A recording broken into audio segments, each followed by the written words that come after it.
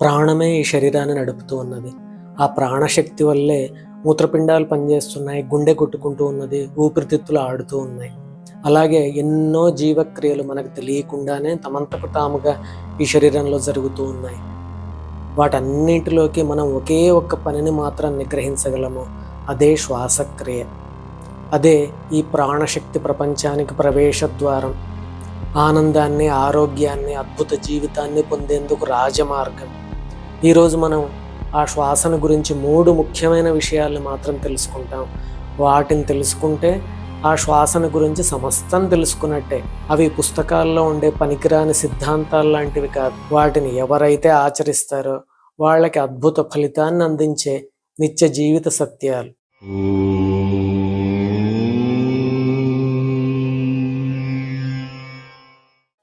ఏముందిలే, రోజు పీల్చి వదిలే గాలే కదా అని అనుకునే వాళ్ళకి నేను ఒక చిన్న ప్రక్రియను చెబుతాను.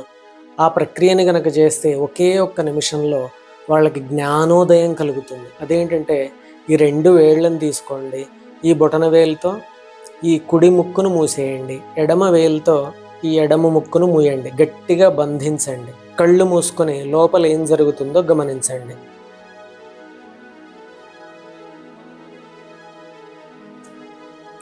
ఈ చిన్న ప్రక్రియను చేస్తే ఈ శ్వాస యొక్క గొప్పతనం వాళ్ళకి ఒక్క నిమిషంలోనే అర్థమవుతుంది. ఈ శ్వాసక్రియ పట్ల అమితమైన ఆసక్తి వాళ్ళకి పుడుతుంది. ఈ విషయం ఎవరికి అర్థమైతే వాళ్ళు కింద కామెంట్లో రాయండి. ఇక మనం శ్వాసను గురించి మొట్టమొదటి ముఖ్యమైన విషయం దగ్గరికి వద్దాం. మనలో చాలా మందికి ఈ శ్వాసించడం ఎలాగో తెలియదు. అంటే ఎవరైనా నమ్ముతారా? నమ్మశక్యం కాకపోయినా ఇది పచ్చి నిజం. చాలా మంది ఈ శ్వాసని ఛాతీతో పీలుస్తుంటారు. అంటే ఛాతీ యొక్క సంకోచ వ్యాకోచాల ద్వారా శ్వాసక్రియను నడుపుతూ ఉంటారు. ఎందుకంటే ఊపిరితిత్తులు అనేవి ఛాతీలో ఉన్నాయి కదా, ఛాతీని కదిలిస్తే సరిపోతుంది, ఊపిరితిత్తులు నిండుతాయి, ఖాళీ అవుతాయి అని వాళ్ళు అనుకుంటూ ఉంటారు. దాన్నే షాలో బ్రీతింగ్ అంటాం. అంటే అరకొరగా శ్వాసించడము అని దాని అర్థం.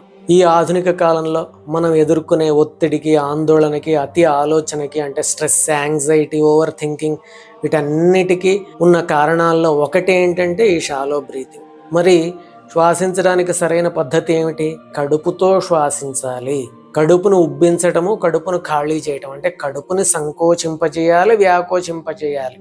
అది శ్వాసించడానికి సరైన పద్ధతి. ఒక్క నిమిషం మీరు కళ్ళు మూసుకొని చేయండి, కడుపుని బాగా వ్యాకోచింపజేస్తూ శ్వాసించండి. వెంటనే మీకు అర్థమవుతుంది ఊపిరితిత్తులన్నీ నిండిపోతున్నాయి అని. అదేవిధంగా కడుపును ఖాళీ చేసి పూర్తిగా గాలిని వదిలేయండి, వెంటనే మీకు అర్థమవుతుంది ఊపిరితిత్తులు అనేవి ఖాళీ అయిపోయాయి అని. అంటే ఈ కడుపు యొక్క కదలికకి ఊపిరితిత్తులు నిండడానికి, ఖాళీ అవడానికి చాలా దగ్గర సంబంధం ఉంది. అదేమిటంటే వాటి మధ్యలో ఉండేటువంటి ఒక కండరము, దాని పేరు డయాఫ్రమ్. ఈ డయాఫ్రమ్ యొక్క సంకోచ వ్యాకోచాల వల్లే ఊపిరితిత్తులు అనేవి నిండుతూ ఉంటాయి, ఖాళీ అవుతూ ఉంటాయి. ఆ డయాఫ్రమ్ అనే కండరం కదలాలి, పూర్తిగా సంకోచించాలి, వ్యాకోచించాలంటే కడుపు కదలటం అనేది చాలా ముఖ్యం. అందువల్ల ఈ కడుపు కదలికతో చేసేటువంటి శ్వాసక్రియ మాత్రమే సరైంది. దానివల్ల మాత్రమే ఊపిరితిత్తులు అనేవి 100కు 100% మనం ఉపయోగించుకుంటాం. ఈ కడుపుతో చేసేటువంటి బ్రీతింగ్ని ఏమంటారంటే బెల్లీ బ్రీతింగ్ అంటారు, లేకపోతే దీన్ని ఇంకో పేరుంది డయాఫ్రమిక్ బ్రీతింగ్ అంటారు. శ్వాసించడానికి ఇదే సరైన పద్ధతి. ఈ రోజే ఈ విషయం ఎవరికి తెలిసింది అనేవాళ్ళు కింద కామెంట్లో రాయండి. ఇలా మనం బెల్లీ బ్రీతింగ్ లేక డయాఫ్రమిక్ బ్రీతింగ్ చేస్తే వచ్చేటువంటి మొట్టమొదటి ఫలితం ఏమిటి అంటే రిలాక్సేషన్. అదే శ్వాసను గురించి చెప్పుకోబోయే రెండో ముఖ్య విషయం. అదేమిటంటే శరీరంలో 2 వ్యవస్థలు ఉన్నాయి. ఒకటి parasympathetic nervous system, sympathetic nervous system. Sympathetic nervous system అంటే ఏమిటంటే ఫైట్ ఆర్ ఫ్లైట్ రెస్పాన్స్. దాన్నే స్ట్రెస్ రెస్పాన్స్ అని కూడా అంటారు. అంటే ఏదైనా ప్రమాదం వచ్చినప్పుడు మనం పారిపోవాలి, లేకపోతే దాన్ని ఎదుర్కోవాలి. Fight or flight. వెంటనే ఏమవుతుందంటే గుండె వేగంగా కొట్టుకుంటుంది, బీపీ పెరిగిపోతుంది. ఆ పోరాడే సమయంలో అనవసరమైన పని ఏంటి? జీర్ణ వ్యవస్థ, చర్మానికి రక్త ప్రసరణ ఆగిపోతుంది. అందువల్లే భయంతో పాలిపోయాడు అంటాం. స్ట్రెస్లో ఉన్నప్పుడు ఆకలి వేయటం మానేస్తుంది. వెంటనే ఆ ప్రమాదం అయిపోగానే మళ్ళీ మామూలు స్థితికి వస్తుంది. కానీ కొన్నిసార్లు ఏమవుతుందంటే మనకున్న సమస్యలో మనం పోరాడలేము, పారిపోలేము. మనందరికీ తెలుసు అట్లాంటి ఎన్నో సమస్యలను ప్రతిరోజు మనం ఎదుర్కొంటూ ఉంటాం. అప్పుడు ఏమవుతుంది అంటే దీర్ఘకాలికమైనటువంటి ఒత్తిడి అనేది మొదలవుతుంది అన్నమాట. అప్పుడు ఈ శరీరంలోని మార్పులు అనేవి నిరంతరం ఆ విధంగానే ఉండిపోతాయి. దానివల్ల ఆరోగ్యం అనేది దెబ్బతింటుంది. షాలో బ్రీతింగ్కి స్ట్రెస్ రెస్పాన్స్కి చాలా దగ్గర సంబంధం ఉన్నది. కానీ ఒక్కసారి మనం బెల్లీ బ్రీతింగ్ మొదలు పెడితే రిలాక్సేషన్ రెస్పాన్స్, దాన్నే పారాసింపథెటిక్ నర్వస్ సిస్టమ్ అంటారు, అది యాక్టివేట్ అవుతుంది. దాన్నే ఇంకో పేరు ఏంటంటే రెస్ట్ అండ్ డైజెస్ట్ సిస్టమ్ అంటారు. విశ్రాంతి తీసుకో, జీర్ణం చేసుకో. మనం విశ్రాంతిగా ఉన్నప్పుడే మన జీర్ణ వ్యవస్థ అనేది బాగా పనిచేయడం మొదలు పెడుతుంది. ఎప్పుడైతే మనం ఈ బెల్లీ బ్రీతింగ్ చేయడం మొదలు పెడతామో ఈ రిలాక్సేషన్ రెస్పాన్స్ ట్రిగర్ అవుతుంది అనమాట. అప్పుడు ఏమవుతుందంటే గుండె వేగం అనేది మామూలు స్థితికి వస్తుంది, బీపీ అనేది నార్మల్గా ఉంటుంది, జీర్ణ వ్యవస్థ బాగా పనిచేయడం మొదలు పెడుతుంది, తిన్నది వంటబడుతుంది, ఆ పోషకాలు అనేవి రక్త ప్రసరణ బాగా జరగడం వల్ల శరీరం అంతా సరిగ్గా పంపిణీ అవుతాయి, మన ఆరోగ్యం అనేది పుంజుకుంటుంది. ఇంకోటి ఏంటంటే మెదడుకి మంచి ప్రాణవాయువు సరఫరా ఎక్కువ అవుతుంది. మెదడు అనేది శరీర బరువులో 2% ఉంటుంది, కానీ మన శరీరం పీల్చుకునే ఈ ఆక్సిజన్లో 20% మెదడే ఉపయోగించుకుంటుంది. చూడండి, మనం షాలో బ్రీతింగ్ చేస్తూ ప్రాణవాయువును సరిగ్గా పీల్చుకోకపోతే, ఆక్సిజన్ సరిగ్గా తీసుకోకపోతే మెదడు పనితీరు ఎంతగా దెబ్బతింటుందో ఒకసారి ఆలోచన చేయండి. అదే స్ట్రెస్ కారణం. ఒక రకంగా చెప్పాలంటే ఈ బెల్లీ బ్రీతింగ్ వల్ల మనం ఎక్కువ గాలిని పీల్చుకున్నప్పుడు ఎక్కువ ప్రాణవాయువు అనేది మెదడుకు చేరుతుంది, మెదడు పనితీరు కూడా మెరుగుపడుతుంది. ఈ రకంగా ఒకే ఒక్క పనిలో మార్పు చేసుకోవడం వల్ల శరీరానికి ఆరోగ్యము, మనస్సుకు శాంతి, ఒకే దెబ్బకు 2 పిట్టలు అన్నట్టుగా ఇన్ని రకాల లాభాలు ఉన్నాయి ఒకే ఒక్క చిన్న పనిలో. ఇక మనం 3వ విషయానికి వద్దాము. అదేంటంటే ఈ శ్వాసతో మనస్సుని అదుపు చేయటం ఎలా, మనస్సును నిగ్రహించడం ఎలా, లేక ధ్యానానికి ఈ శ్వాసను ఉపయోగించడం ఎలా. దానికోసమే మనం ప్రాణాయామము అనే విషయాన్ని చెప్పాం. ఇంట్లో, ఆఫీసులో ఏవేవో చీకు చింతలు ఉంటాయి, ఉద్వేగాలను మనం నియంత్రించుకోలేము, ఏదో స్ట్రెస్, యాంగ్జైటీలు వస్తూ ఉంటాయి. యువకులకేమో ఆకర్షణలు, ప్రలోభాలు. మనస్సును అదుపు చేయాలి, ఆలోచనల్ని అధిగమించాలి. ఈ సమస్య అందరికీ ఉండేదే. ఏం చేయాలి? శ్వాస మీద ధ్యాస పెట్టండి, ఆలోచనల నుంచి దృష్టిని మరలించండి, లేకపోతే మనసును ఊరక గమనించండి, దానంతకదే శాంతిస్తుంది, లేకపోతే మంత్రజపం చేయండి, భగవంతుడిని స్మరించండి. ఇలాంటి సలహాలను మనం వింటూ ఉంటాం. వీటిలో ఏ ఒక్కటి ఫలించాలన్నా కూడా కొంత మనకి శిక్షణ కావాలి, అభ్యాసం కూడా కావాలి. కానీ అవి ఏమీ లేని ఆరంభకులకు కూడా మనసును అదుపు చేయడానికి ఉపయోగపడేది ఏమిటి అంటే ప్రాణాయామం. ఇంతకుముందే మనం ఒక వీడియోలో చెప్పుకున్నాం, ధ్యాన రహస్యం అనే దాంట్లో ఏంటంటే ప్రాణాయామము అంటే ఏమిటంటే ప్రాణము అంటే శ్వాస, ఆయామము అంటే సాగదీయటము. యోగులు ధ్యానంలో ఆరితేరిన వాళ్ళ శ్వాస అనేది నెమ్మదిగా, ప్రశాంతంగా, లోతుగా కొనసాగుతూ ఉంటుంది. ఎందుకంటే వాళ్ళ మనసు అనేది పరిపూర్ణంగా నిగ్రహించబడింది. అదేవిధంగా మనం కూడా శ్వాసని నెమ్మదిగా, లోతుగా, ప్రశాంతంగా తీసుకోవడం మొదలు పెడితే మనస్సు కూడా తదనుగుణంగా ప్రవర్తించడం మొదలు పెడుతుంది. అది కూడా నెమ్మదిగా ప్రశాంతతను పొందుతుంది. ఎందుకంటే ఈ శ్వాసకి మనస్సుకి చాలా దగ్గర సంబంధం ఉన్నది. అవి 2 కవల పిల్లలు. ఒకదాన్ని నిగ్రహిస్తే మరొకటి తనంతకు తానుగా నిగ్రహించబడుతుంది అని మనం చెప్పుకున్నాం. అట్లాగని చెప్పి ఇప్పుడు ప్రాణాయామంలో అన్ని ప్రాణాయామాల లిస్ట్ చెప్పి వాటన్నిటిని చేయమని చెబుతాను అనుకోవద్దు మీరు. నేను కేవలం ఇప్పుడు చెప్పబోయేది ఏంటంటే ప్రాణాయామ రహస్యం మాత్రం చెబుతాను. 3 ముఖ్యమైన ప్రాణాయామాలని మాత్రం చెబుతాను. ఎందుకంటే అవి మాత్రమే మనకి మనస్సును నిగ్రహించడానికి ఎక్కడైనా ఎప్పుడైనా ఉపయోగపడాయి. ప్రాణాయామ రహస్యం ఏంటంటే పూరకము, రేచకము, కుంభకం. పూరకం అంటే గాలిని లోపలికి తీసుకోవడం, కుంభకం అంటే లోపలే ఆపటం, రేచకం అంటే గాలిని బయటకు వదలటం. ఈ 3 ప్రక్రియలనే రకరకాలుగా కలిపి రకరకాల వేగాలతో చేసి వాళ్ళ రకరకాల ప్రాణాయామాలని చెబుతారు. అంతే, ఉన్నదంతా ఇంతే రహస్యం. ఈ అన్ని ప్రాణాయామాల్లో ముఖ్యమైనవి 3. అవి ఏంటంటే అంతర కుంభకము లేక కుంభకము అంటే గాలిని లోపలికి పీల్చి అక్కడే బంధించటము. రెండోది ఏంటంటే బాహ్య కుంభకము అంటే గాలిని పూర్తిగా వదిలిపెట్టి కడుపుతో. గుర్తుపెట్టుకోవాలి, ప్రాణాయామాలు అనేవి కేవలం బెల్లీ బ్రీతింగ్, కడుపుతో చేసే శ్వాసక్రియతోనే చేయాలి. గాలిని పూర్తిగా వదిలేసి బంధించామనుకోండి, పీల్చుకోకుండా బంధించామనుకోండి, దాన్ని బాహ్య కుంభకము అంటారు, లేక రేచక కుంభకం అని కూడా అంటారు. ఈ 2 కుంభకాలు అనేవి మనస్సుకి బ్రేక్ వేయడం లాంటివి. అంటే పరిగెత్తే మనస్సుకి హఠాత్తుగా మనం ఒక బ్రేక్ వేసామనుకోండి, ఆపామనుకోండి, అవే ఈ 2 కుంభకాలు. ఈ కుంభకం చేస్తున్నప్పుడు వెంటనే అర్థమైపోతుంది ఎవరికైనా ఏంటంటే మనస్సు ఆగిపోయింది, ఆలోచనలు అనేవి ఆగిపోయాయి, లేదంటే చాలా తక్కువ అయిపోయాయి. ఈ రెండింటిలో కూడా ముఖ్యమైనది ఏంటంటే బాహ్య కుంభకం అంటే గాలిని వదిలేసి ఆపడం, అది చాలా ముఖ్యం. అంతర్కుంభకం అంటే లోపలికి తీసుకొని ఆపడము అనేది కొంత ప్రమాదకరము. దాన్ని ఎక్కువగా మనం అభ్యాసం చేయకూడదు, కేవలం ఒక 4-5 సార్లు మాత్రం చేయాలి అంతే. ఈ బాహ్య కుంభకము ఎంత గొప్పది అంటే పతంజలి మహర్షి తన యోగ సూత్రాల్లో ప్రాణాయామం గురించి దేన్నైనా పూర్తిగా వర్ణించాడంటే అది బాహ్య కుంభకం గురించే. ఆయన చెప్పింది ఏంది, ప్రత్యర్థన విధారణాభ్యాం వా ప్రాణస్య అంటే ప్రాణాన్ని బయటికి పూర్తిగా వదిలేసి బంధించండి. దానివల్ల ఏమవుతుందంటే పతంజలి యోగ సూత్రాలు ఏం చెప్తున్నాయి, యోగ చిత్తవృత్తి నిరోధ, యోగాన్ని ఎందుకు అభ్యాసం చేయాలంటే చిత్తవృత్తులన్నింటినీ నిరోధించడానికి, అంటే మనస్సులోంచి ఆలోచనలన్నింటినీ పూర్తిగా తీసేయడానికి.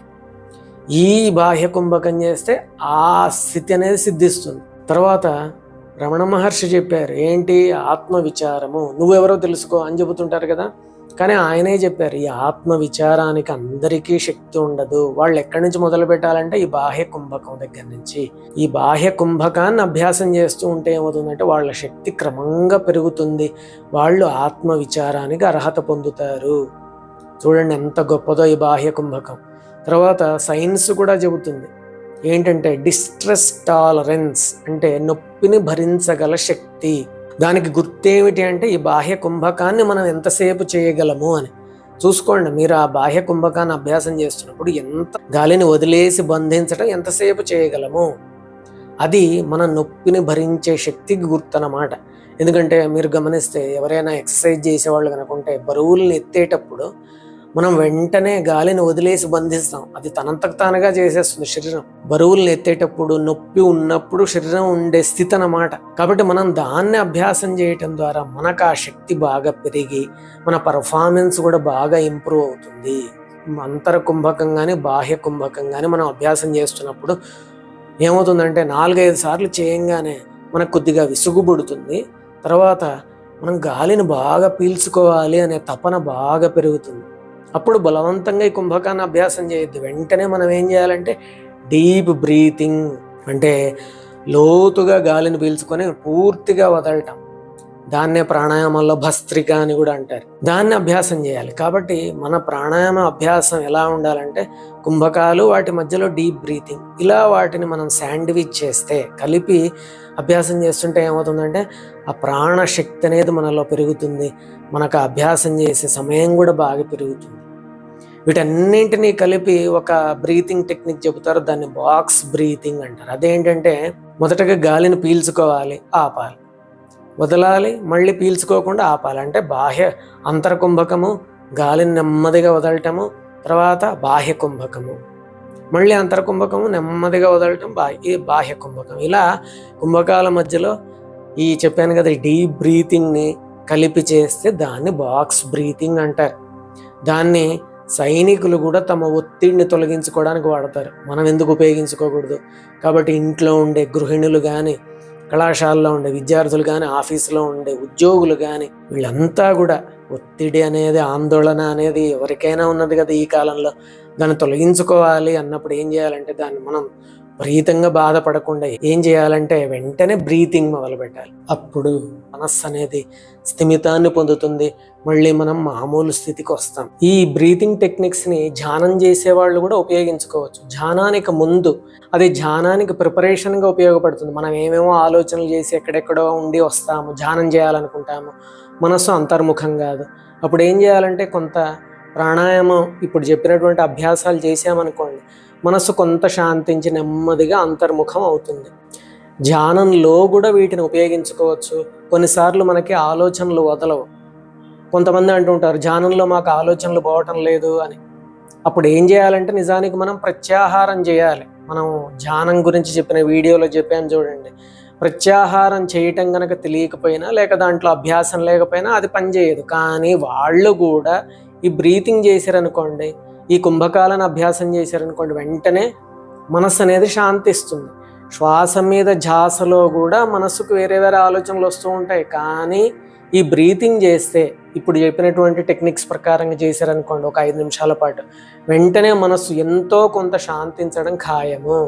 ఇక్కడ ఒక అద్భుతమైన రహస్యం ఉన్నది ఏంటంటే, ప్రాణాయామాల్లో ఏం చేస్తారంటే వాళ్ళు ఒక నంబర్స్ని ఫాలో అవ్వండి, అంటే ఒక్క నిమిషం 1 సెకండ్ పాటు పీల్చుకుంటే 4 సెకండ్లు లోపల ఆపి 2 సెకండ్లు వదలండి. 1:4:2 లేదంటే సమానంగా 2:2:2 సమానంగా పీల్చుకోండి, సమానంగా ఆపండి, సమానంగా వదలండి.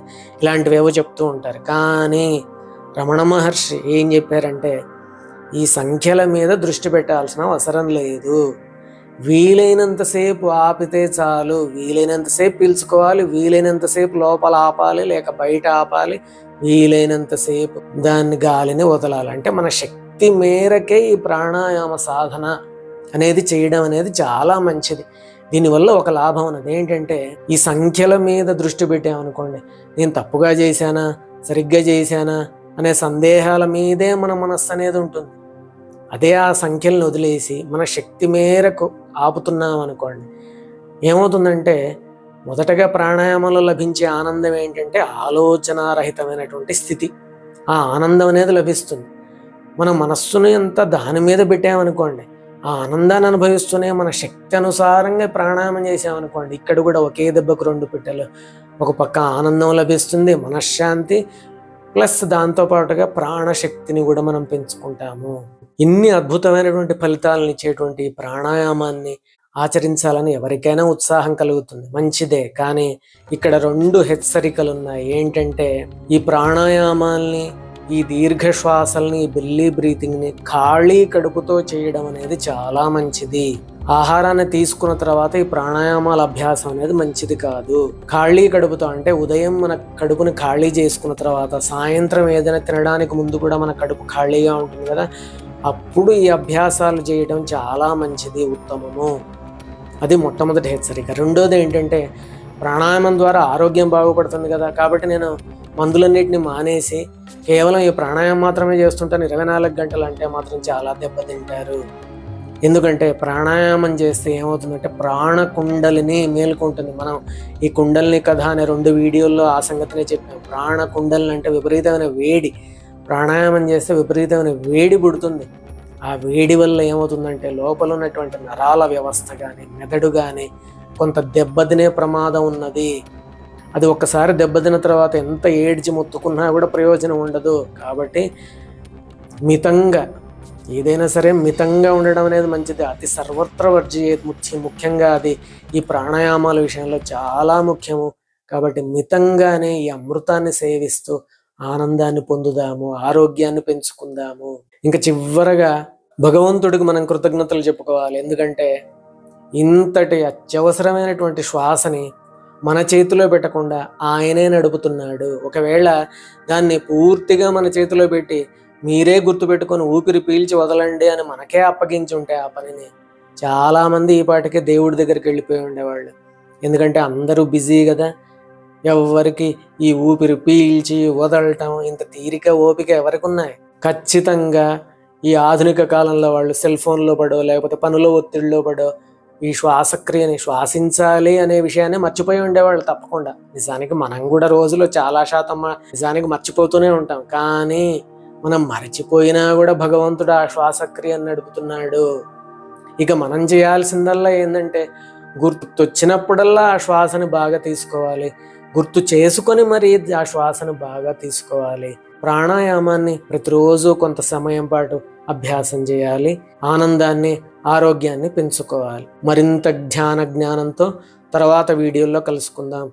ఓం శాంతి శాంతి శాంతి. హరి ఓం తత్సత్.